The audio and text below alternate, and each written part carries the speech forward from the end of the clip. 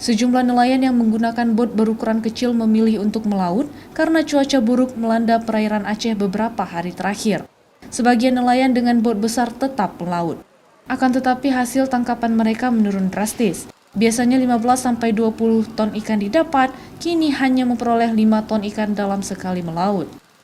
Bot berukuran besar juga banyak yang memilih bersandar di Pelabuhan Perikanan Samudra Kutaraja Pulau Banda Aceh.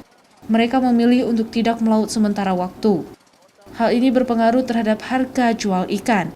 Harga ikan pun naik mencapai 30 hingga 40% dari harga normal biasanya.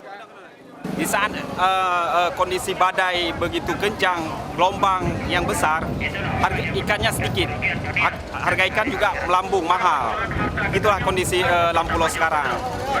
Kalau kondisi di laut memang badai, tapi kondisi nelayan agak susah dalam penangkapan ikannya karena kondisi airnya arusnya tarik, gelombangnya tinggi itu. Harga ikan tongkol per keranjang dijual seharga 400 hingga 600 ribu rupiah sesuai dengan ukuran dan kesegaran ikan. Demikian juga dengan ikan dencis segar.